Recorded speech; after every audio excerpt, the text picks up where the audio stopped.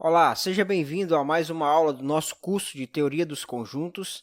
Na aula de hoje, nós vamos dar prosseguimento em nossa lista de exercícios, onde aplicamos aquilo que aprendemos na nossa aula, onde aprendemos sobre operações com conjuntos. Então, se você está chegando no meio do vídeo, assista a nossa playlist inteira do começo, ou pelo menos a aula onde eu explico sobre as operações com conjuntos. Então, vamos para as nossas resoluções.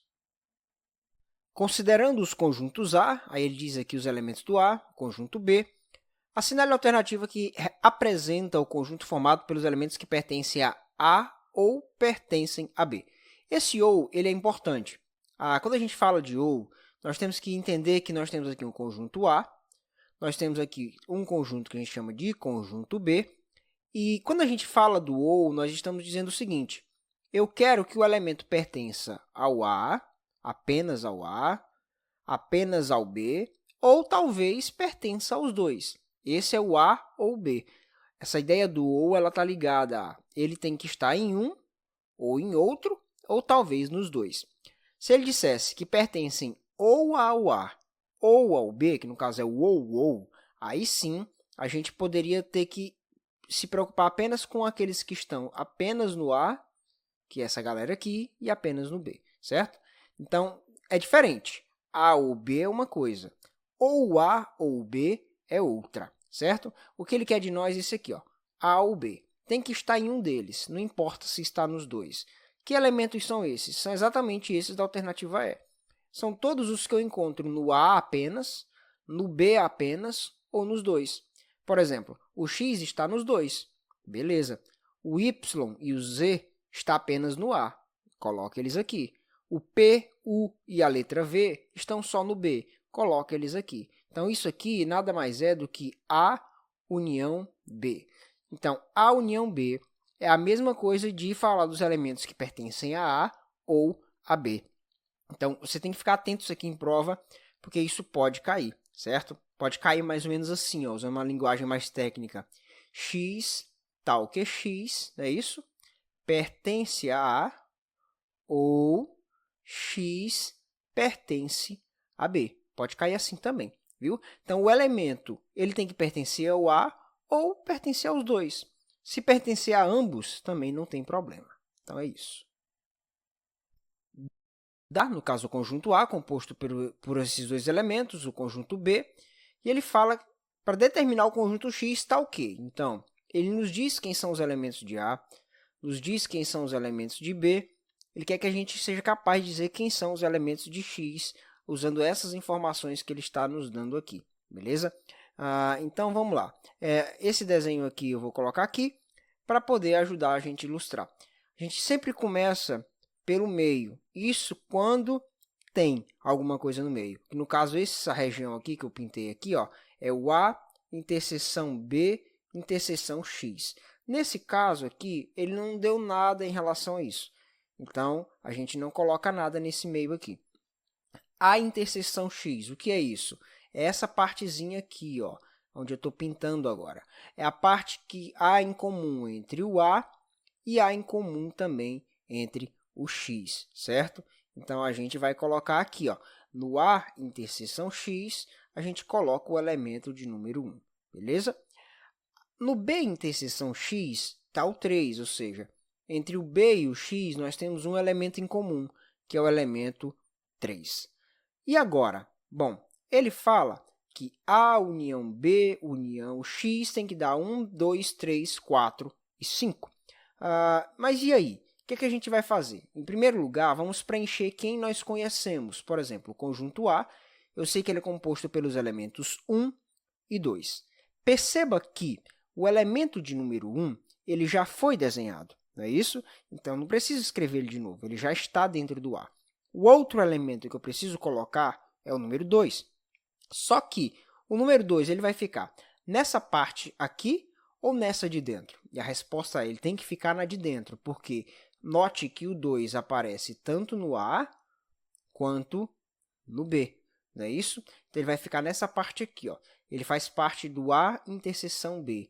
No caso aqui, a gente coloca o número 2. Eu estava apontando aqui para o meio, mas é aqui em cima, certo? A interseção B, no caso, é o número 2.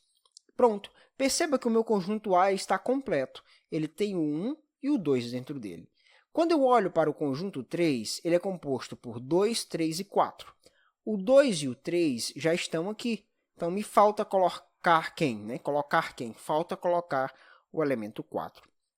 Pronto, agora eu já sei quem são os números do A, quem são os elementos do B. Fica fácil saber quem são os elementos do X, porque todos os outros que não foram contemplados ainda, lembre-se, na união a gente coloca todo mundo.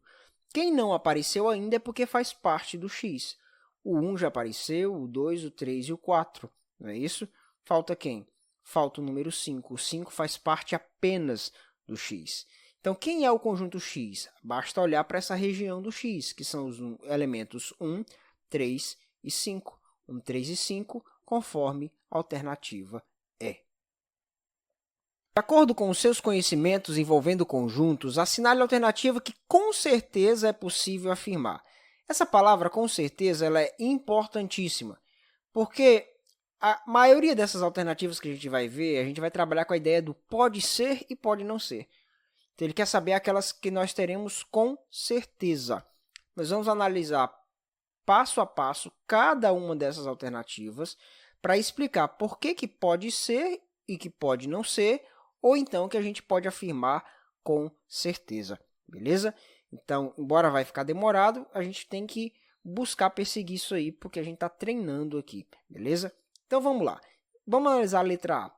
Ele fala de um conjunto A, que tem 2 elementos, e o conjunto B, que tem 5 elementos. Então, ele fala, olha, se um tem 2 elementos e o outro tem 5 elementos, então, obrigatoriamente, a união dos dois tem que ter 7 elementos. Não, obrigatoriamente não.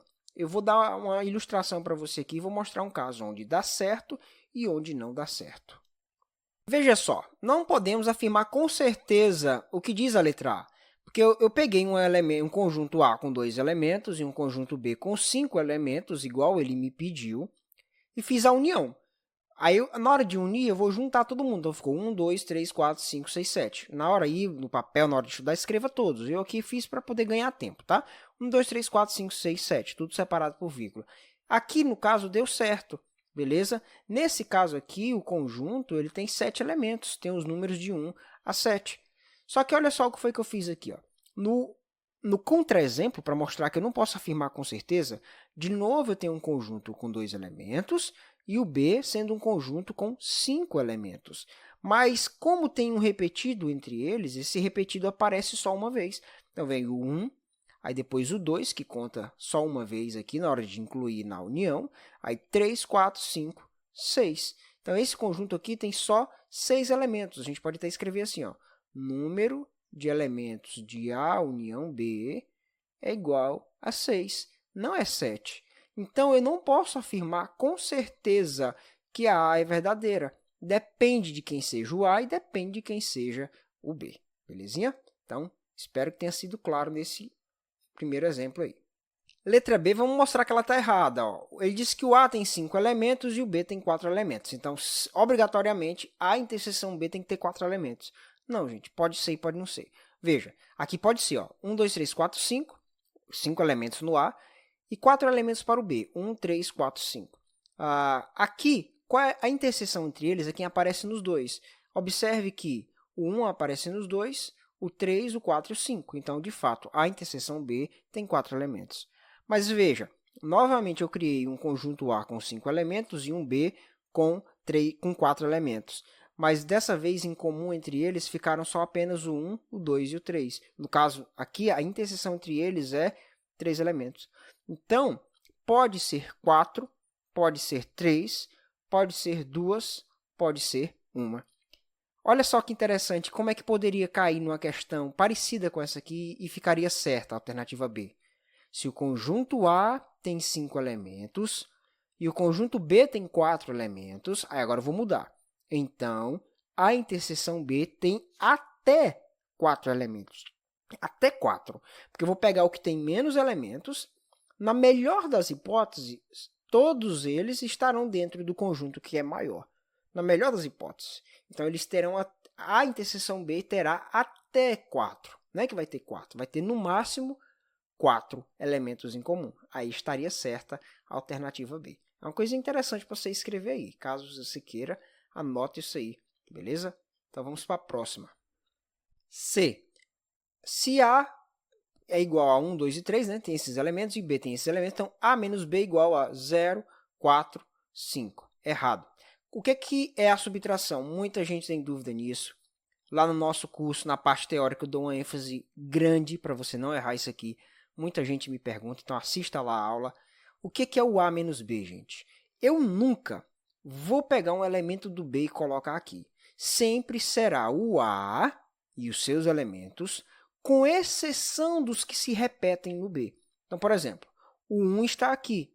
Como ele também aparece no B, então vai ser subtraído. O A tinha o 1, mas o B foi e subtraiu ele. Então, o 1 não é colocado aqui. O 2 e o 3 estão no A, mas não estão no B. Então, não são subtraídos. Então, eles vêm para cá. Então, a resposta correta é 2 e 3. A menos B igual a 2 e 3. Beleza? Não erre isso aí numa prova. Tá bom? E agora? Bom, a D ele vai dizer que o A e o B não têm nada em comum entre eles. Se eles não têm nada em comum, ele vai dizer que tem 3 elementos, o A tem 3 elementos e o B tem 4 elementos. Então, A união B tem 7 elementos. Correto, gente. Correto. Tá? Aqui ele é muito parecido com o que está na A, mas ele dá essa restrição. Eles não têm nada em comum. Então, vamos ilustrar isso aqui. Ó. O A composto pelos elementos 1, 2 e 3. E o B vai ter 4 elementos. E eles não podem ser iguais, eles precisam ser outros elementos. 4, 5, 6 e 7. Beleza? Então, o A união B, eu não vou escrever, mas você pode escrever aí no seu caderno, vai dar o quê, gente? A junção desses dois. 1, 2, 3, 4, 5, 6, 7. Vai ter 7 elementos aqui. Belezinha? Então, vai ter aqui os números de 1 a 7. O que eu fiz lá na alternativa A para dizer que não posso garantir? Eu criei um caso onde eles não tinham nada em comum, ou seja, a interseção deles era vazia, e deu certo. Aí eu fiz mais um caso onde eles tinham alguma coisa em comum, aí deu errado. Mas como aqui ele já está restringindo, olha, todos os elementos de A precisam ser diferentes dos elementos de B. Então, aí dá certo sim. Então, a alternativa B é a alternativa correta da nossa questão, beleza? Assim, resta-nos, então, avaliar a E, que a gente já sabe que está errada, mas a gente vai entender o conceito aqui. De novo, ele usa a ideia da subtração. Então, vamos ver o que ele está dizendo aí. O A só tem um elemento, que é 1, e o B tem esse aqui. Então, o que é o B menos A? B menos A. O que é o B menos A? São os elementos do B, com exceção dos que aparecem no A também. Então, no caso 1, ele é subtraído, porque ele também aparece no A. Então, vai ficar como? Vai ficar o 3 e o 4. Eu peguei esses dois que não são subtraídos, que não se repetem no A. Então, 3 e 4, beleza? Então, é isso. Resolvida a nossa questão. É isso aí. Mais uma lista de exercícios. Espero ter sido útil para você. Assista toda a nossa playlist e acompanhe as nossas aulas e dê prosseguimento aí nas próximas lições que nós temos, beleza? Valeu!